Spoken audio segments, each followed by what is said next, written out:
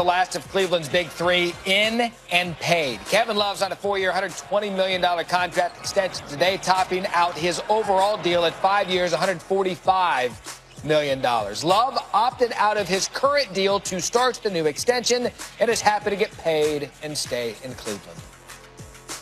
When I got traded here a few years back, we had an idea of what was Cleveland Cavaliers basketball. We got a little bit spoiled with 4 years in a row of the finals, but now we get to build this thing again. So we're definitely excited about who we have moving forward. We know that we're going to add some new pieces, but we feel like things are going to head in the right direction. A very exciting day. I actually didn't know what I was walking into this morning, which was super special, seeing the construction, put on the hard hat. It kind of felt, it felt good to be there with, some real blue-collar workers out there. So that was special to be a part of that. All right, let's go by the numbers on Love last season. He was much better defensively with LeBron off the court, posting a defensive efficiency of 101.7. Hopefully a sign of things to come for next season without the King. Love has always been proven to be versatile. Last year, it was his best in from behind the arc. He shot 41.5% from three, the second highest mark in a season in his career. And he was at his best when the Cavs needed him most. Despite playing just 59 games, Love was tied for fourth in the league in clutch time plus minus. Let's welcome in our Brian Windhorst. And Windy, this deal came as a bit of a surprise. Love signing the deal. You heard him mention that impromptu ceremony arranged by the team in front of employees and construction workers at Quicken Loans Arena. You want to get that? Hold on. Don't answer that. I mean, it's all been taken care of. Look, the Cavs loved that as soon as LeBron James left for L.A., that Kevin Love came to them and said, hey, I want to sign an extension. If you want to find a way to Dan Gilbert's heart and Dan Gilbert signs the checks, that's a really good way to do it. And so they bestowed on him the largest contract in the history of the organization. They wanted to give it to LeBron. He didn't want it. So Kevin Love is now ready to accept it. And remember, this is a guy who's missed over 50 games the last 2 seasons. He's had 3 surgeries since signing with the Cavs a couple years ago. And he's a guy who's had concussion issues. So they've done a favor for him by giving him security, and he's doing a favor for them by committing to them at this time. Yeah, I get that. But even though Love is locked up for the foreseeable future, I'm curious, how much do the Cavs truly value him as a foundation player going forward? Well, they are looking at him to pair him with Colin Sexton.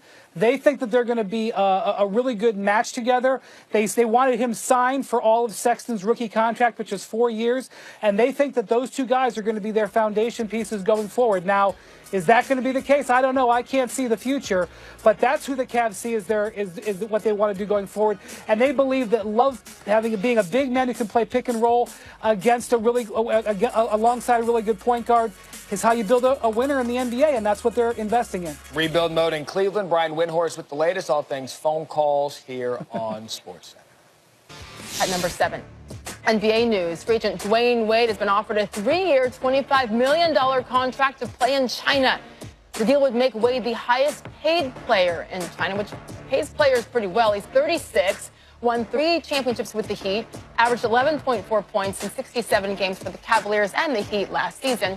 For more on this, let's say hello to Brian Windhorst. Brian, I mean, listen, that's a lot of money, especially considering his age. He can still play, but he's certainly past his prime. How seriously will D. Wade consider this offer?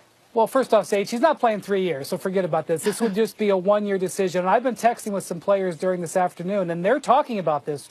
How much money would it take for you to go play in a smaller Chinese city, still larger than most of our cities, not one of the prime cities, fly commercially, deal with a lot of uncomfort?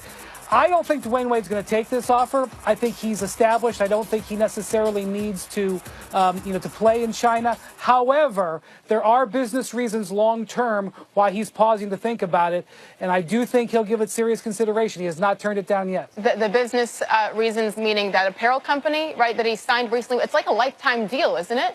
I'll tell you what. Talk to my cohort here at Tracy McGrady, who's popular in China. He makes money every year because of his Chinese popularity. You become popular in China, it's a check for a lifetime. Wow. We shall see what Dwayne Wade decides to do. Brian Windhorst, thank you.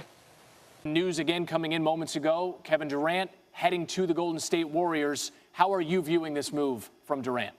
Well, I'm viewing it as the weakest move I've ever seen from a superstar. Plain and simple. That's just how I look at it. It's not that he's leaving Oklahoma City. If you're not happy there and you want to move on and you want to grow as a player, or there's nothing wrong with that. He's one of the top 3 players in the world. He's a quintessential superstar. He deserves all the credit in the world for the talent that he possesses. But the flip side is this. They were up 3-1 in the Western Conference Finals. Not 1, not 2, but 3 different times. He was 48 minutes removed from getting to the NBA Finals by winning the Western Conference. 3 times he failed, particularly in Game 6. And you depart for the team that beat you when you're on the cusp of getting to the finals yourself or ultimately winning the championship for the franchise that you've been with since you've come into the NBA. I think it's incredibly weak. And I don't want to hear any comparisons to that of LeBron James when LeBron James left Cleveland for South Beach. When LeBron left Cleveland, the cupboard was bare. He was basically the only dude in Cleveland. It was LeBron James and a bunch of no-names. In the case of Kevin Durant, you have one of the top 5 players in the world as your teammate.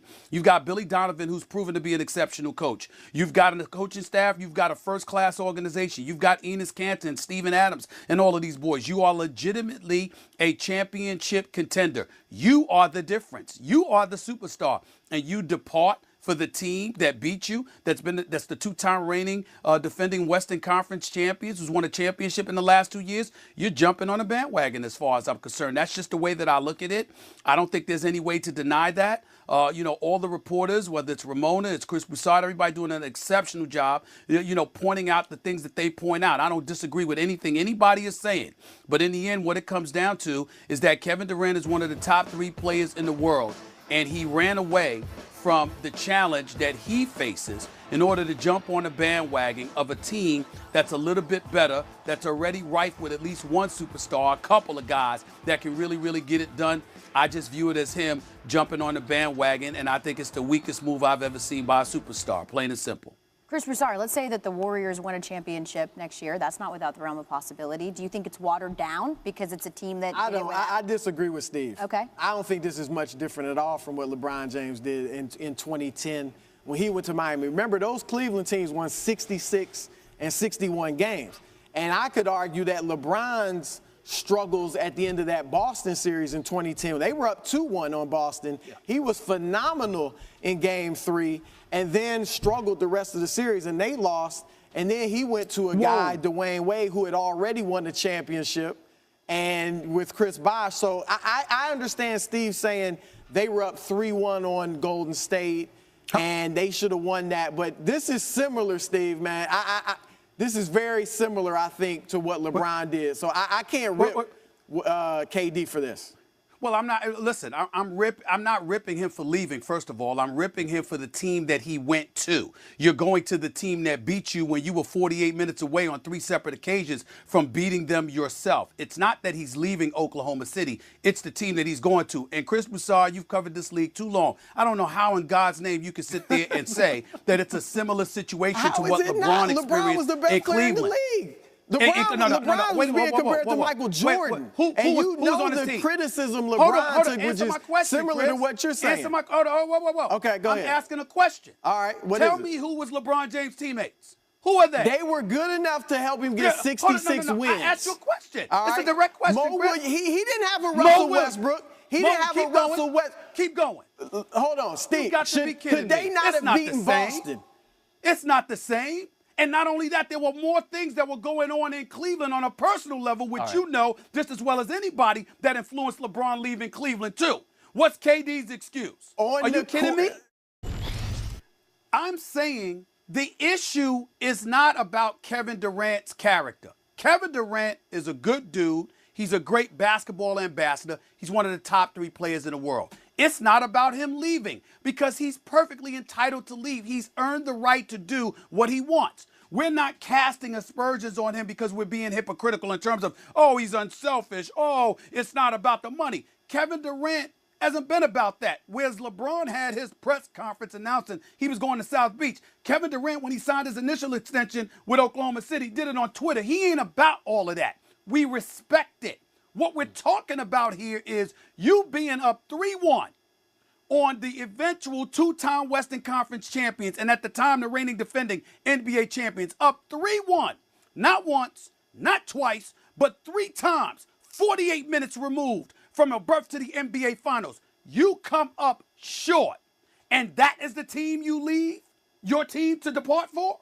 That team that you're on the cusp, on the precipice of knocking off. It's the epitome of jumping on a bandwagon. And when you look at LeBron James, don't give me them 66-win season and all of that stuff during the regular season. They went up against Orlando one year and lost to Miguel Pietrus and Hito Turkoglu and Jameer Nelson and those boys because Cleveland was exposed in the postseason. Then we saw them against Boston, and we also know that LeBron had a lot more going on off the basketball court, which you, Chris Broussard, knows better than most. So we take all of those things into consideration. I asked you to name their roster, and you still didn't give it to me, but we won't belabor that point. The point is, in Oklahoma City, me off. even if Russell Westbrook is leaving, you still have a situation where you got one more year. I'm just looking at who you departed for. Talk about jumping on the bandwagon. Golden State deserves all the props in the world. Nothing wrong with them. I'd do it if I were them, too. He's one of the top 3 players in the world. But there is no doubt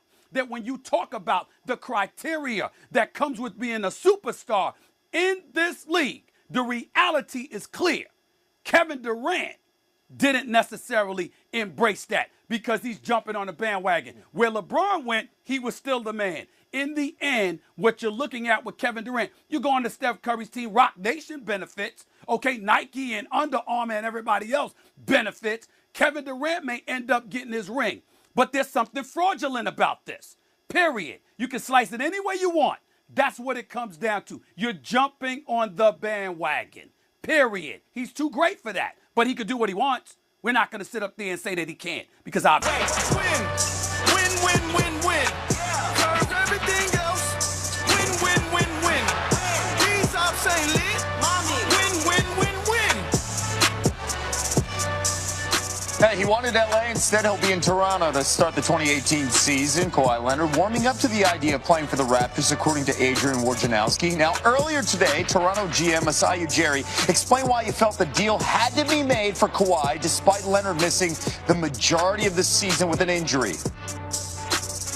We've been doing this for how many years? You know, you can't continue doing the same thing over and over again. And when you get a chance to get a top 5 player, which it doesn't come very often, I think you have to jump on it. And I think we've given a chance to this team. We've tried to build it as much as we can. But at this point, we got to this level where this opportunity came in front of us and we had to jump on it.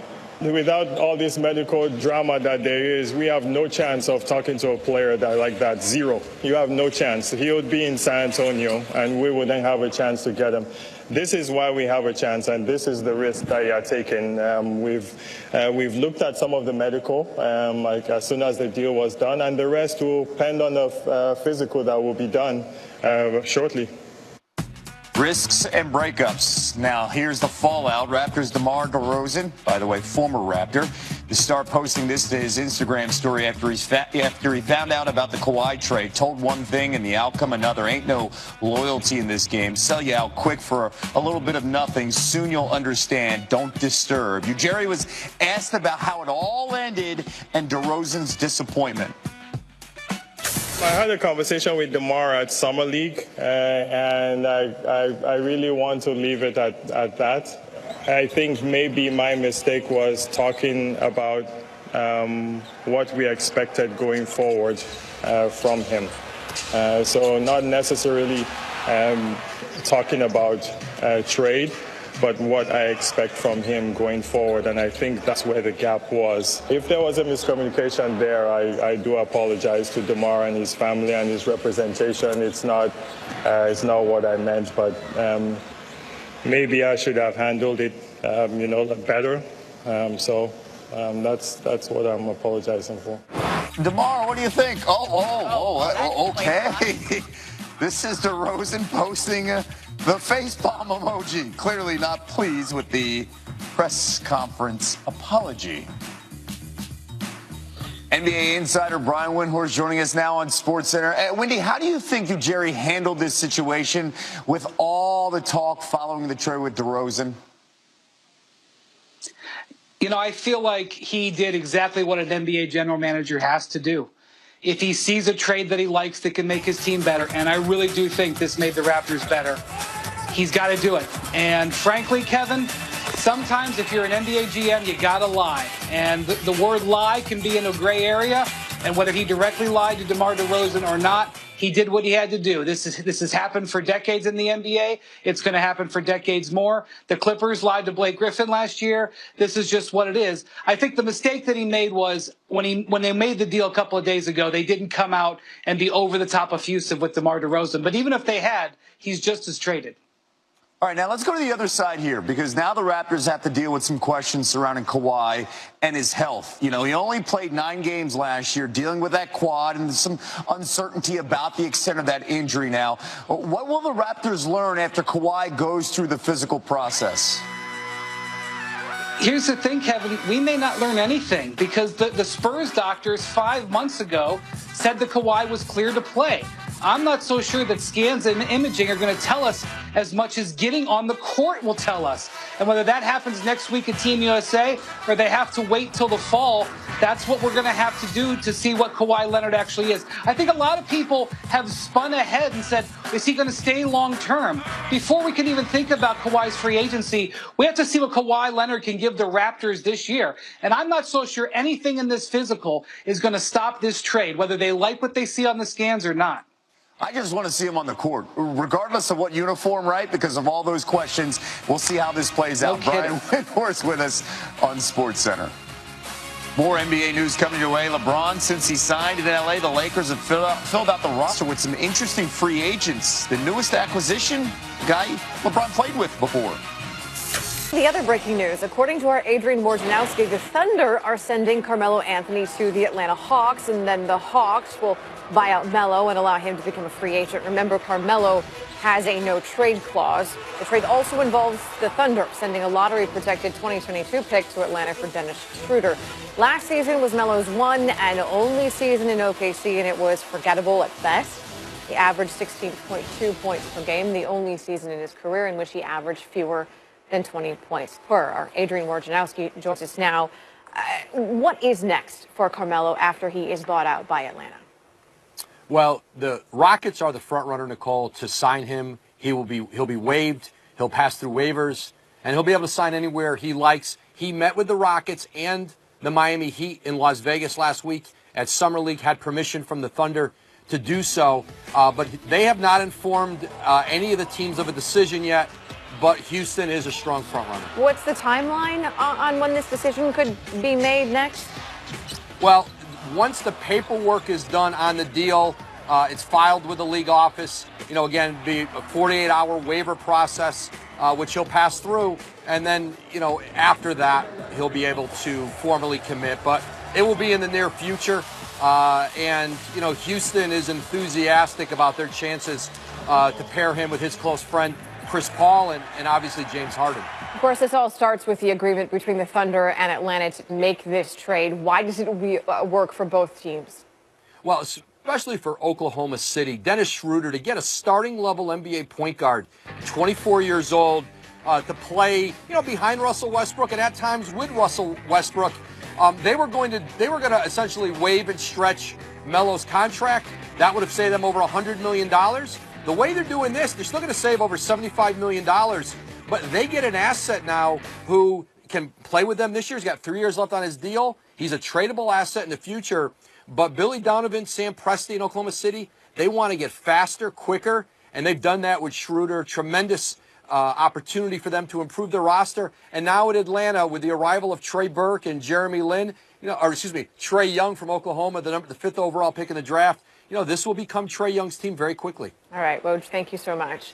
Coming up, one is the past, the other is the future. Hey, this is a dominant big guy. He brings a recovering Achilles, proper attitude, and enough I don't give you know what anyone else thinks to a team that already has plenty of that.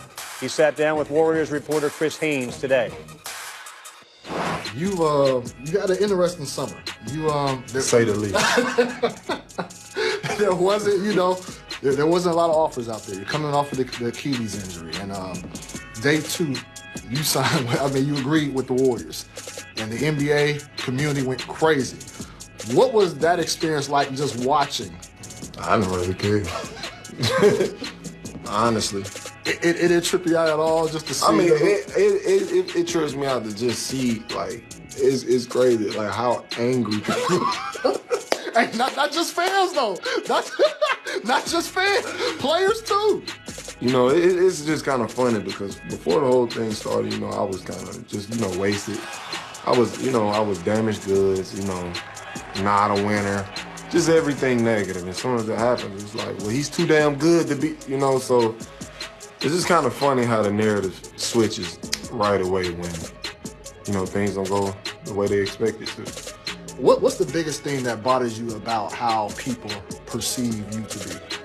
I mean, I've become numb to it. Like, I put it like this, if you live your life to satisfy every person that critiques you, like, you'll drive yourself crazy. Like, you will never satisfy everybody in what they feel you should do, especially being in this position. You'll never satisfy. I don't care. I don't care. Like, I don't care, because anything and everything that's been said and going on is harmless. Like, I walk around with my head high and I walk around comfortable. I'm good. What they gonna do? He doesn't care. But you can hear more of the man that doesn't care. DeMarcus Cousins, sit down with Chris Haynes. He will actually talk about things he does care about. That's tonight on SportsCenter at midnight Eastern Time. Linda Cohn, John Buchagras. Porter Jr., the number 14 pick in the NBA draft, who hurt his back 3 minutes into his college career and then dealt with hip strains and back spasms in the lead up to the draft. The Nuggets say Porter Jr. has now had back surgery on his lumbar spine, and there is no timetable for his return to the game. Marcus Smart tested the waters as a restricted free agent and decided that, I'm going to stay put. 4 years, $52 million. Smart is staying in Boston. The Celtics were going to have a press conference to announce the deal, but then they discovered Smart was in the hospital with flu-like symptoms and needed an IV. Hard to get. Thanks, Jude.